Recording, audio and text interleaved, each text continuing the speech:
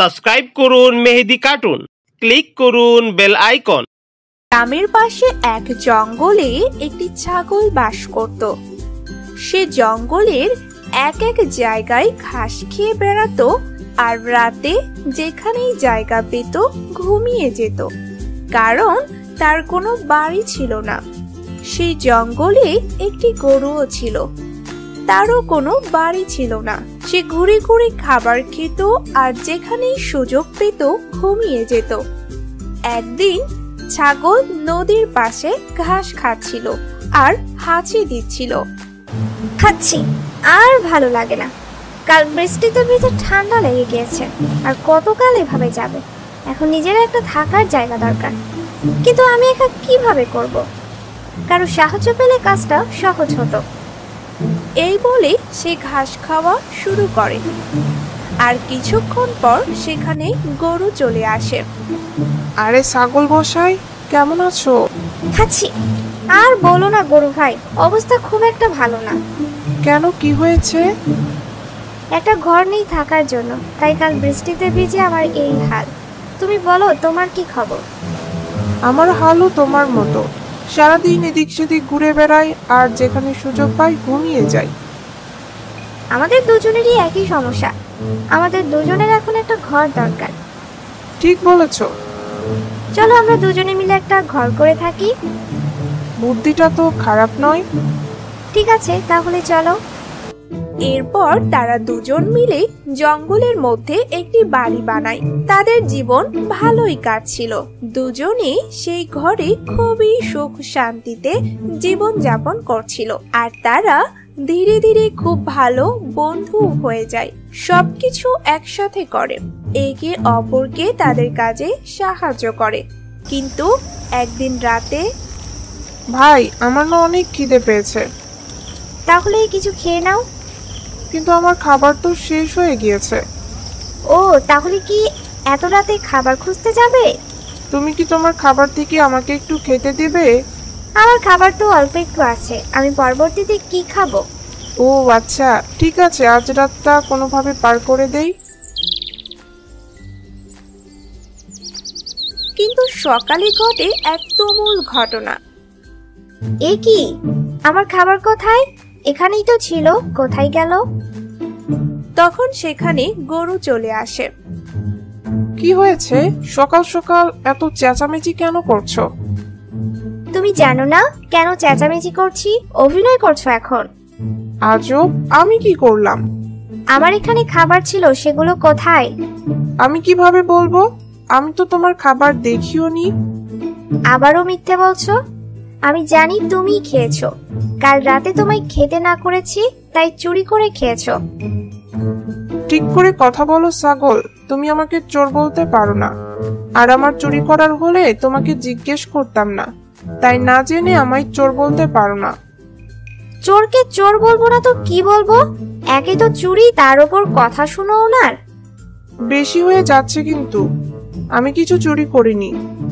আমি তো এখন খাবার জোগাড় করতে যাচ্ছিলাম। আমার ঘরে তোমাকে রাখাটাই আমার ভুল হয়েছে।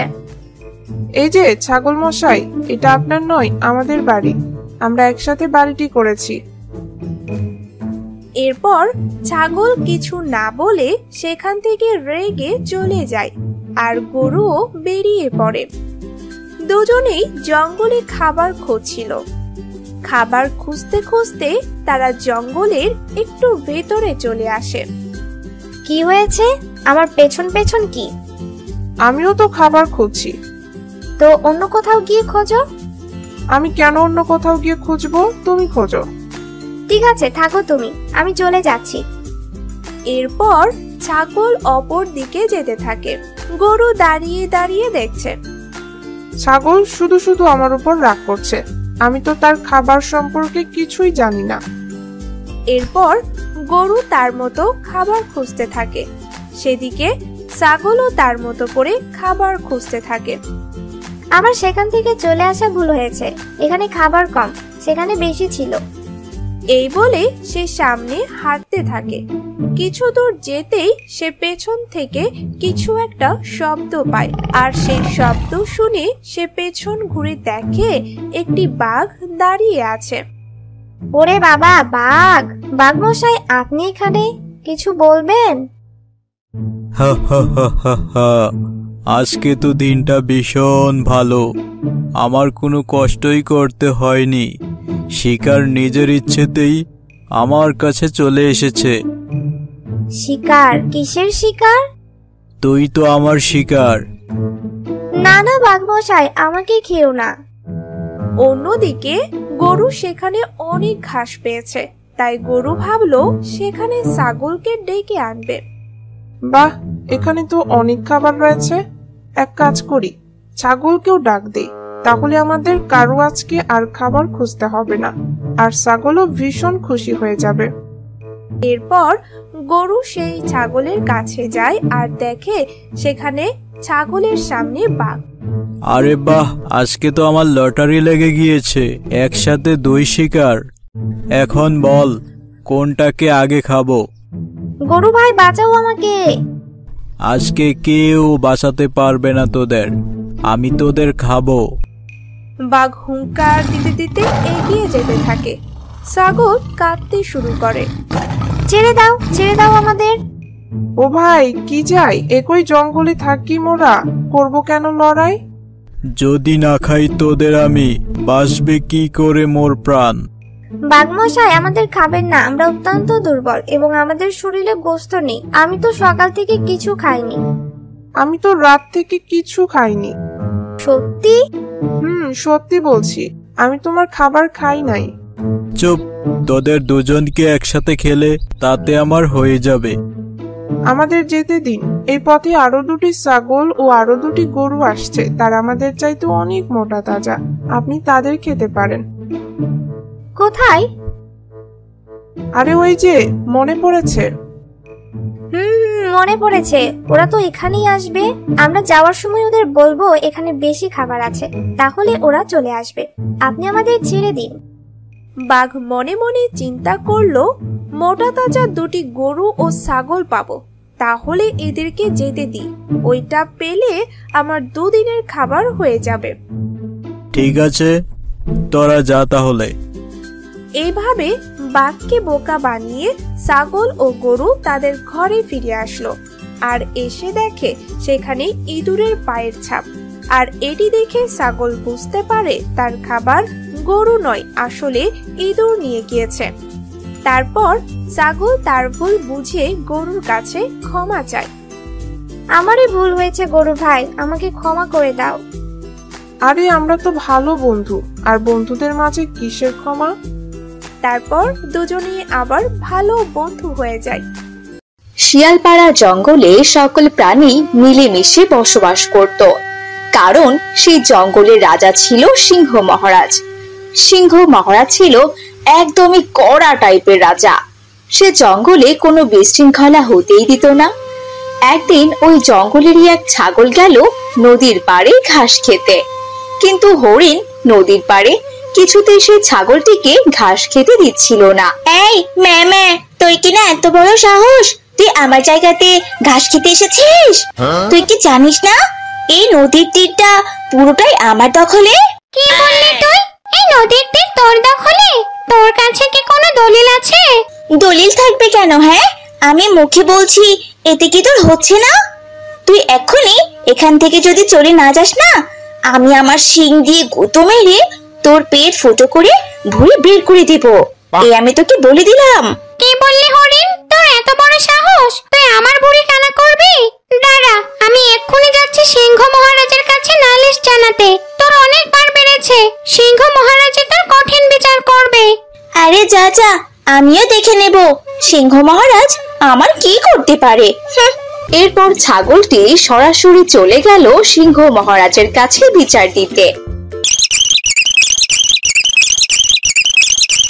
কি বললি ছাগল? ওই হরিণের এত বড় সাহস? এই টুনি, তুই এক্ষুনি গিয়ে ওই হরিণকে ডেকে নিয়ে আয়, আজ আমি ওর কঠিন বিচার করব। এরপর সিংহ মহারাজের দূত টুনি পাখি গেল হরিণকে রাখতে। কিছুক্ষণ পর টুনি হরিণকে নিয়ে ফিরে এলো। এই হরিণ, তোর তো দেখছি বহুতবার বেড়েছে। তুই কি বলেছিস আমি নাকি তোর কিচ্ছু করতে পারবো না? তুই জানিস না আমি এই জঙ্গলে কোনো বিশৃঙ্খলা চাই না। আমার প্রজারা যাতে সুখে থাকে সবসময় আমি সে চেষ্টাই করে যাচ্ছি। আর তুই কিনা বিশৃঙ্খলা করতে ছাগলকে নদীর কিনারায় ঘাস খেতে দেসনি। আসলে মহারাজ, ওই নদীটিটায় আমি রোজ রোজ ঘাস খাই, আর আজ ছাগল গিয়ে সেখানে ঘাস খেতে শুরু করেছে। আমি যেখানে রোজ রোজ ঘাস খাই, এই ছাগল সেখানে কেন ঘাস খেতে যাবে? হ্যাঁ, প্রসাব পায়খানা করে ও তো ওই জায়গাটা নষ্ট করে ফেলবে। এজন্যই তো ওকে আমি একদম ঘাস খেতে দেইনি। তুই ছাগলকে ঘাস খেতে না দিয়ে খুব বড় অন্যায় করেছিস। এই জঙ্গল তো কারো বাপের না, এমনকি আমারও না। যার যেখানে মন চাইবে সে সেখানে ঘাস খাবে। তুই মানা করে অনেকবার অন্যায় করে ফেলেছিস। আজ তোকে আমি মাফ করে দিলাম, কিন্তু ফের যদি এমন নালিশ শুনি তাহলে সেদিন তোকে চাবুক দিয়ে মেরে তোর পিঠের চামড়া তুলে নিব। যা ছাগল যা, আজকের পর থেকে তোর যখন মন চাইবে তুই নদীর তীরে ঘাস খেতে যাবি, ও আর মানা করবে না। আচ্ছা ঠিক আছে মহারাজ। এরপর হরিণ আর ছাগল সেখান থেকে চলে গেল। এদিকে ওই জঙ্গলে বাস করত এক হাসি।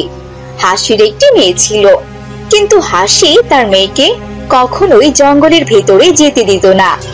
একদিন হাসির মেয়ে চুরি করে বাসা থেকে পালিয়ে গেল জঙ্গলে। মামাকে কোনোদিনই গুহার বাইরে আসতে দিতে চায় না, বলে কি এক দুষ্ট পাজি শিয়াল আছে, অনেকে আমাকে খেয়ে নিবে। আসো ওই দুষ্ট পাজি শিয়াল, আমি ওকে ঘুষি মেরে ওর নাক ফাটিয়ে দেব। এদিকে ওই জঙ্গলেরই দুষ্টু পাজি শিয়ালটা ঝোপের আড়াল থেকে হাসির ছানার কথা লুকিয়ে লুকিয়ে শুনছিল। ওরে বাবা রে, কি ডেঞ্জারাস মেয়ে রে বাবা, ওনাকে আমার ঘুষি মেরে নাক ফাটিয়ে দিবে। ওই মেয়ে কি আমাকে চিনে? আমি যে শিয়াল পণ্ডিত সেটা মনে হয় ও জানেই না। ওর মা তো অনেকদিন ওকে গুহার বাইরে পাঠায়নি, এজন্য মনে হয় ও আমাকেও চেনে না। ভালোই হলো, এই সুযোগে ওকে বোকা বানিয়ে খেতে পারবো। এরপর দুষ্ট শিয়াল ঝোপের আড়াল থেকে লাফ দিয়ে এসে হাসির ছানার সামনে দাঁড়িয়ে পড়লো। কি ব্যাপার ছোট্ট ছানা, তুমি এভাবে কান্না করছো কেন? কোথায় যাবে তুমি? বলো বলো আমাকে।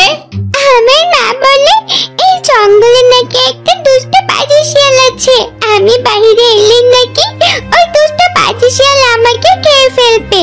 তাই আমার মা আমাকে বাইরে আসতে দিতে চায় না।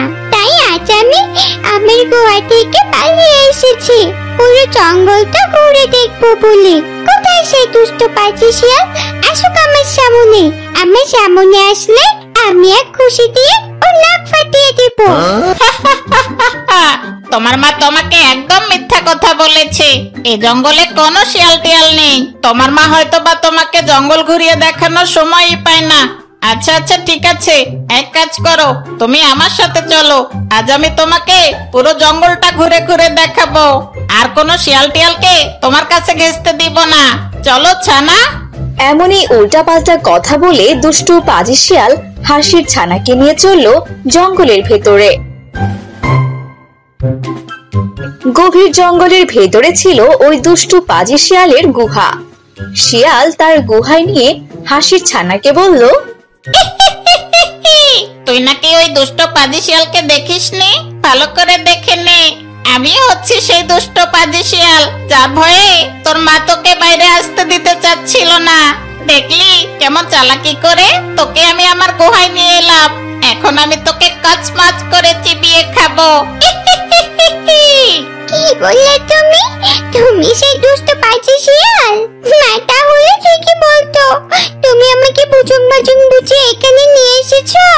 তুমি আমাকে কিছুতেই খেতে পারবে না, এই আমি পালাচ্ছি। এই বলে হাসির ছানা দিল দৌড়। দুষ্ট শিয়ালও হাসির ছানার পেছন পেছন দৌড়াতে লাগলো। দৌড়াতে দৌড়াতে দুষ্টু পাজি শিয়াল খপ করে হাসির ছানাকে খেয়ে ফেললো।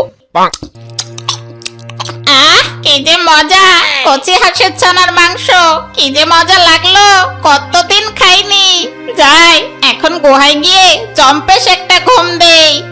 এই বলে পাজি শিয়াল তার গুহায় চলে গেল। আর এইদিকে গাছের ডাল থেকে দুষ্টু পাজি শিয়ালের কাণ্ড কারখানা সিংহ মহারাজের দূত টুনি পাখি দেখে ফেললো। টুনি আর এক মুহূর্ত দেরি না করে চলে গেল হাসির কাছে। টুনির এমন কথা শুনে হাসি কান্না করতে লাগলো। হাসি আর দেরি না করে চলে গেল সিংহ মহারাজের কাছে। এদিকে টুনি গেল শিয়ালকে ডাকতে। এই দুষ্টপাজি শিয়াল, তোর এত বড় সাহস, তুই ওই হাঁসের ছানাকে খেয়ে ফেলেছিস? তুই জানিস না আমার এই রাজ্যে কোনো ছোট বাচ্চাকে খাওয়া নিষেধ?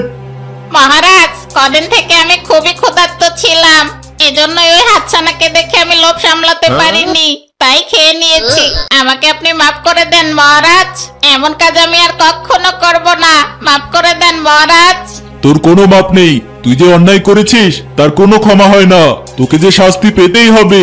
এরপর সিংহ মহারাজ পাজি দুষ্ট শিয়ালের লেজ কাটে আর এই বন থেকে চিরদিনের জন্য তাকে তাড়িয়ে দিল। For more updates, subscribe to our channel, click the show links and enjoy watching the videos.